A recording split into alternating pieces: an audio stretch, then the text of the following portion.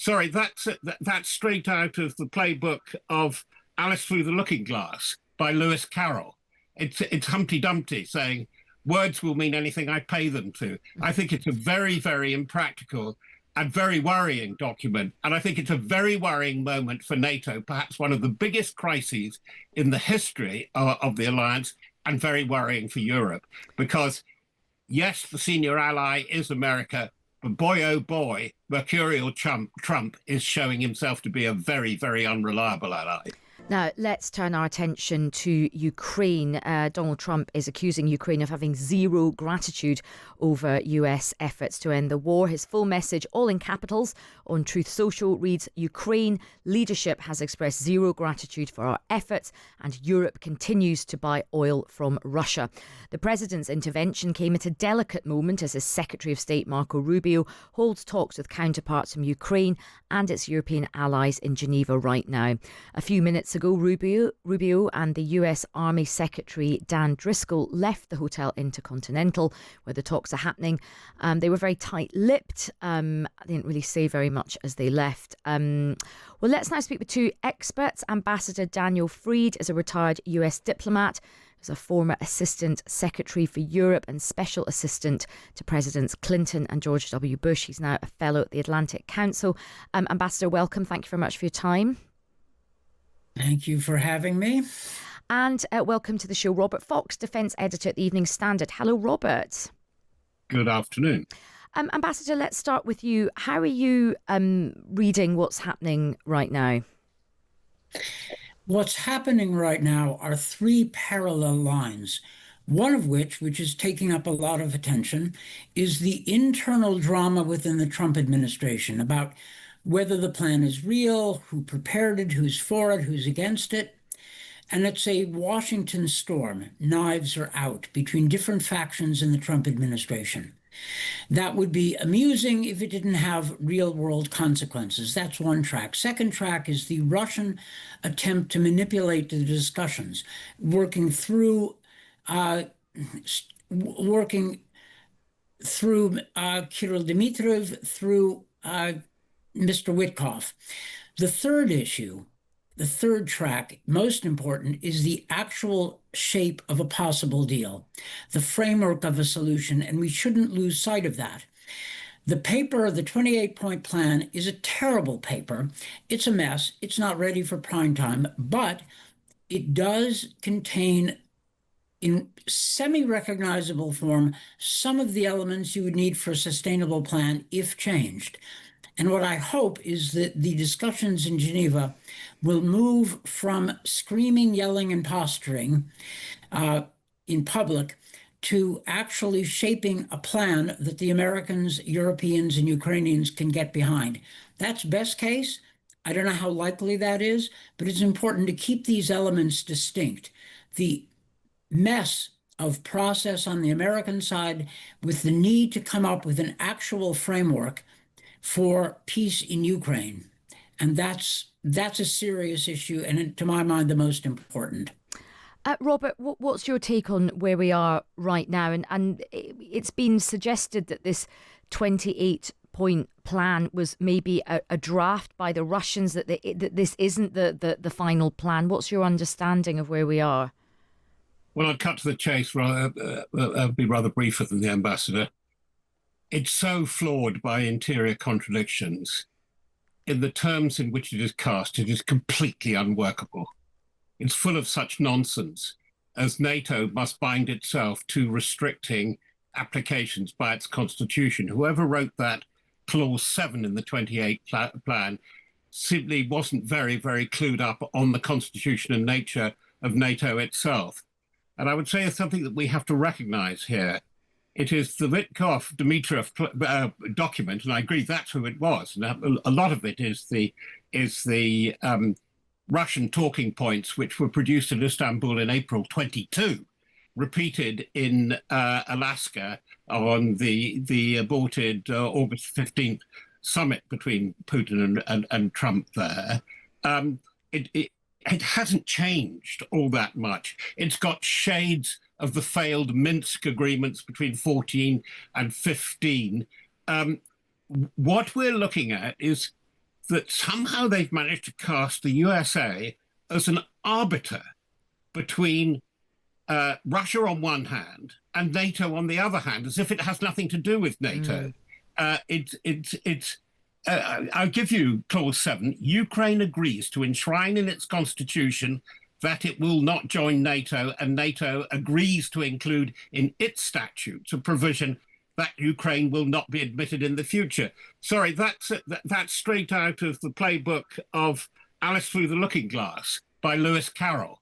It's Humpty Dumpty saying, words will mean anything I pay them to. I think it's a very, very impractical and very worrying document, because the way it's being set up with Russia, you've got all these restrictions on the military capability and maneuver of Ukraine. Russia will continue with over 1 million people under arms. It will be positioned to have an operational pause, regroup, and to continue threatening not only Ukraine, but its neighbors across Eastern Europe as well. And I think it's a very worrying moment for NATO, perhaps one of the biggest crises in the history of the alliance, and very worrying for Europe. Because, yes, the senior ally is America, but boy, oh boy, Mercurial Trump is showing himself to be a very, very unreliable ally. And Ambassador, what do you make of that it feels like America is not being part of NATO, but as Robert said there, has almost kind of removed itself from NATO and is sort of refereeing between NATO and Russia? Well, that criticism, and in fact, every single criticism your other guest mentioned is spot on. The question is, what does this mean and how irreversible this bad document is? It means, I think, that Witkoff and maybe allies in the administration, maybe J.D. Vance, have taken the Russian points and made this document basically a Kremlin piece. But they are not the only voices in the administration. The fight is on, the knives are out. The question I ask myself as a former diplomat is, could I take this document, break it into its constituent elements, and fix it? And the answer is yeah. Of course, it's a terrible document. It's a hot mess. But diplomats work with hot messes all the time. It's sort of a much bigger version of the minerals deal, which started out as a terrible exploitation of Ukraine and ended up a pretty good joint development project. Okay. So work with it, but keep in mind how messed up it is right now. Okay. Robert, let's try and move the discussion on a bit. We have these meetings, these talks taking place in Geneva right now. Do you have any confidence that these talks with European allies will substantially change this plan? Do you think the Americans will listen to their European allies? Jonathan Powell, of course, is out there as well. Well, I hope that they're listening to voices like your other guest, which is so practical, pragmatic, and reasonable. This is what's got to be done. As he rightly says, you've got to pass it. You've got to deconstruct it and build out of the elements. And it's building trust. As he has said, and we both seem to be saying, and this is the Russian tinge from the earlier Russian documents, there's such mistrust in the terms in which so much of this 28-point plan is couched. And I'm sorry to say, President Trump hasn't helped it by saying how ungrateful President Zelensky and his team are. Zelensky has actually expressed several times his gratitude, both personally to Trump and to the extreme generosity of the American people and the American government. So we need to dial it down there. You've mentioned Jonathan Powell. Yes, he's a very important figure. But we've had Marco Rubio, who is even more important and terribly important, I think, to the whole thing, because I think that he is likely to be the way through to the voice of sanity in the American administration. Why isn't the British Foreign Secretary there? Why isn't a cabinet minister there? Sorry, Europe's got to step up to this. It's a very serious moment. It's a very serious moment where they have to engage with the problem. And indeed, engaging with the problem means engaging with Russia as well as with Trump. And Ambassador, do you think that Marco Rubio will be in listening mode?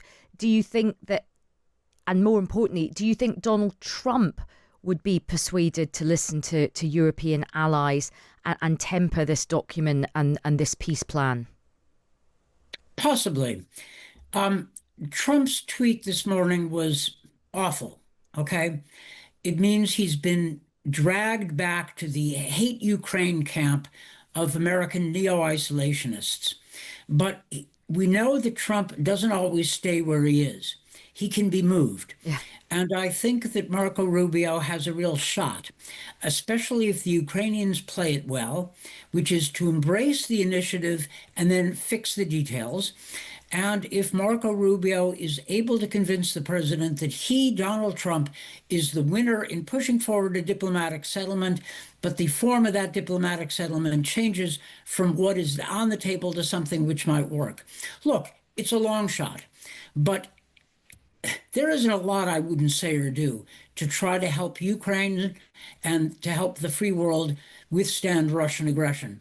And if it takes flattery of Trump, if it takes hiding your real views to try to get to a better product, I would do it. I think there are people in the U.S. government team who understand the stakes properly. So game on. And it's where real world meets the Washington knives out battle. Okay. Yuck.